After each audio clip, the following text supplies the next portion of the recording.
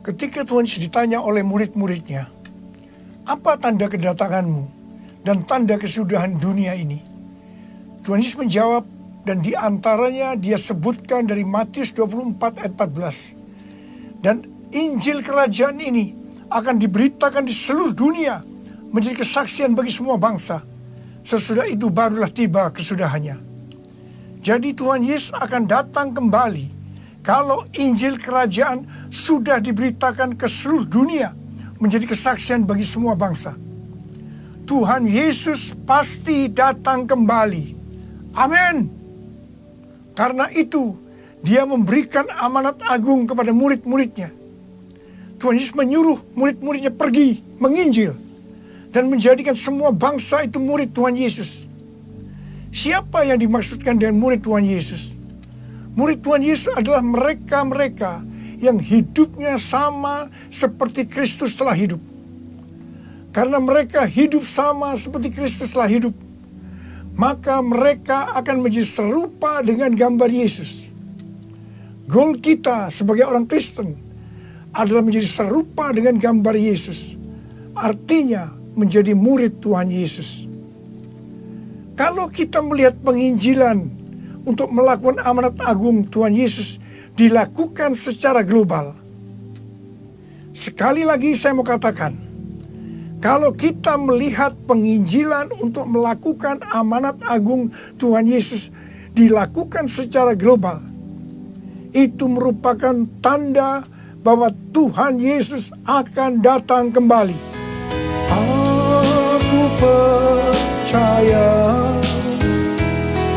berkat-Mu atasku melimpah,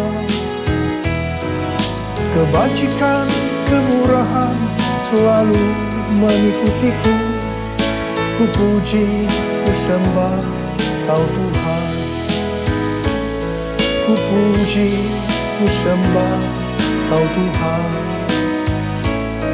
Ku puji, ku sembah Kau Yesus.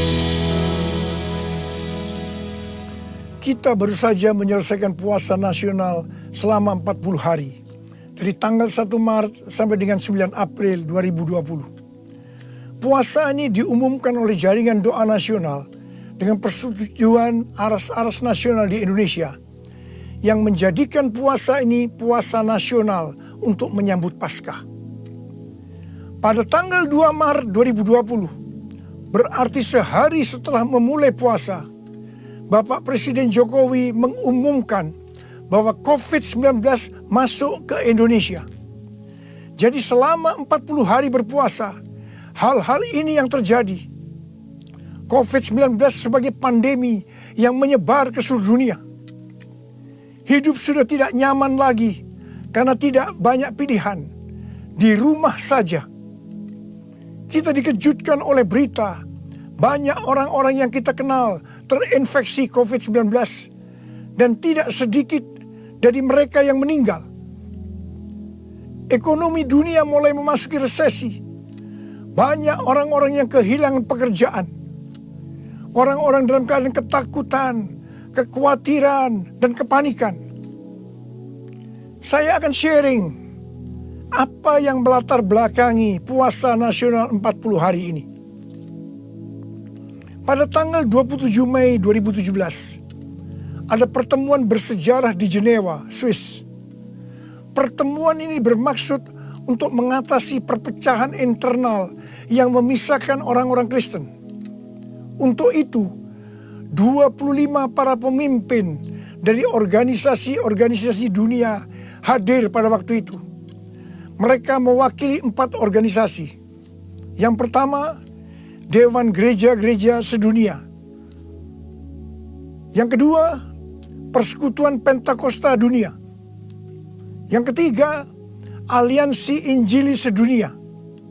Dan yang keempat, Pejabat Vatikan mewakili Paus.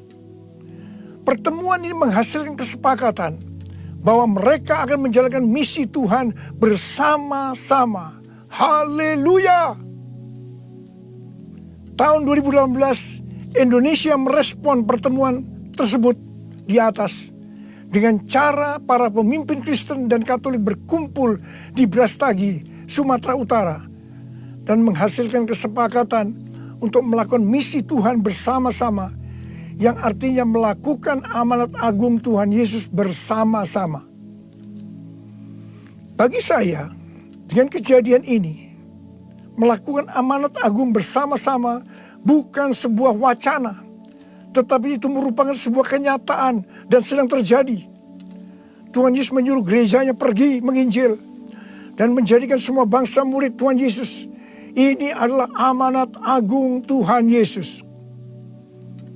Pada bulan Januari 2020, para pemimpin gereja berkumpul lagi untuk membahas bentuk konkret dari melakukan amanat agung bersama-sama. Para pemimpin yang hadir dalam pertemuan itu tersentak ketika saya bersaksi bahwa saya diundang ke Brasil untuk acara The Sun Brasil karena ada kegerakan anak-anak muda yang fenomenal. Untuk acara The Sun Brasil ini, mereka menyediakan satu stadion di Sao Paulo dengan kapasitas sekitar 80.000 orang. Pada waktu tiket dijual, kurang dari 6 jam tiket terjual habis. Dan waiting list sangat banyak. Mereka kaget dan menyiapkan stadion kedua di Sao Paulo. Tiket stadion yang kedua habis terjual sekitar 3 hari. Dan masih banyak yang waiting list. Akhirnya mereka mencari stadion yang ketiga di Brasilia, ibu kota Brasil. Jumlah anak-anak muda yang hadir sekitar 180.000 orang dengan umur rata-rata 24 tahun.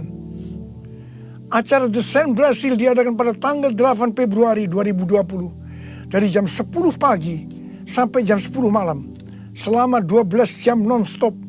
Pujian, penyembahan, dan khotbah saling bergantian. Terjadi kebangunan rohani yang fenomenal di antara anak-anak muda. Saya ke sana untuk mengimpartasikan Pentakosta yang ketiga.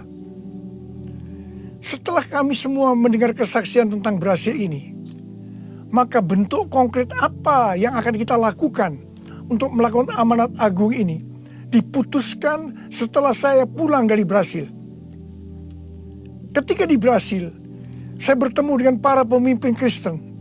Dan kita semua sepakat bahwa Indonesia dan Brasil akan dipakai Tuhan untuk memimpin gerakan anak-anak muda. Haleluya! Setelah pulang dari Brasil, saya mendapatkan 2 hal yang akan kita lakukan ke depan. Yang pertama, gerakan ini akan dimotori oleh anak-anak muda. Yang kedua, kita harus puasa selama 40 hari. Dari tanggal 1 Maret sampai dengan 9 April 2020. Dalam puasa 40 hari ini, saya mendapatkan nubuatan dari Chuck Pierce, di mana pada tanggal 26 Januari dia bernubuat bahwa dia melihat ada satu wabah yang besar yang datang menyerbu untuk menguji kita sampai Paskah. Apa yang saudara rasakan selama puasa 40 hari ini? Bagi saya, melalui pandemi COVID-19 ini, saya oleh Tuhan dibersihkan, dimurnikan, disucikan. Yang pasti semua ini sangat menyakitkan. Saya percaya kita juga akan mengalami hal yang sama. Kita sedang dipersiapkan oleh Tuhan untuk suatu pekerjaan yang besar sebelum Tuhan datang kembali, yaitu dalam era Pentakosta ketiga, untuk menyelesaikan amanat agung Tuhan Yesus.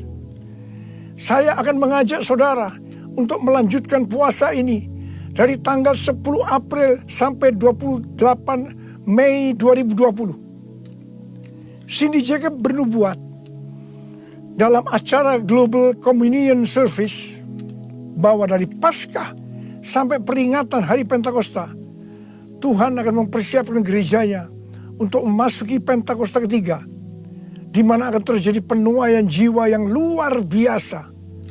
Mujizat-mujizat akan terjadi di seluruh dunia. Kesembuhan juga terjadi luar biasa. Pohon-pohon yang berbicara tentang bangsa-bangsa akan digoncang-goncang. Dan buah dari pohon itu, yaitu tuaian, akan jatuh. Dan dikatakan, jangan sampai buah itu membusuk. Chuck Pierce juga bernubuat bahwa dengan tuntunan Tuhan selama 49 hari, dari Paskah sampai Pentakosta, kita harus mendeklarasikan kemenangan. Kita memasuki peperangan rohani melawan iblis. Chuck Pierce minta agar secara profetis kita menumpangkan tangan pada bagian belakang pintu masuk rumah kita dan menghardik kuasa kegelapan yang akan menyerang keluarga kita. Kita katakan, pergi di dalam nama Tuhan Yesus. Darah Tuhan Yesus melindungi kita. Akan terjadi pemulihan kasih karunia Tuhan. Dan akan terjadi gerakan pengampunan yang dahsyat melalui gerejanya. Saya percaya itu akan membuat gereja Tuhan menjadi satu. Unity. Karena gereja Tuhan harus unity. Gereja Tuhan harus menjadi satu hati. Gereja tidak boleh saling menjelekkan. Gereja tidak boleh saling menghakimi. Gereja tidak boleh saling menuduh. Gereja tidak boleh saling menyerang. Karena sesuai dengan Yohanes 17, bahwa unity atau kesatuan hati adalah kunci utama untuk penuaian jiwa. Dan kita sekarang sedang menyelesaikan amanat agung. Setelah itu Tuhan Yesus datang kembali. Mari angkat tangan saudara, kita berdoa. Tuhan, Engkau ingatkan hari-hari ini. Kami di tengah-tengah era Pentakosta ketiga. Kami diminta oleh Tuhan, disuruh oleh Tuhan untuk menyelesaikan amanat agung Tuhan Yesus. Ya Bapa, Engkau mengendaki kami bersatu, menjadi satu hati, unity. Karena unity adalah kunci utama untuk penuaian jiwa. Bapa, Hamba berdoa buat rekan-rekan kami semua.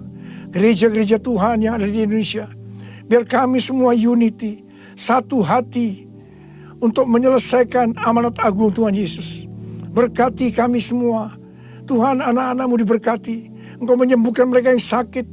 Sembuh dalam nama Yesus. Sembuh dalam nama Yesus. Sembuh dalam nama Yesus. Terima kasih Tuhan. Dalam nama Yesus kami berdoa. Amin.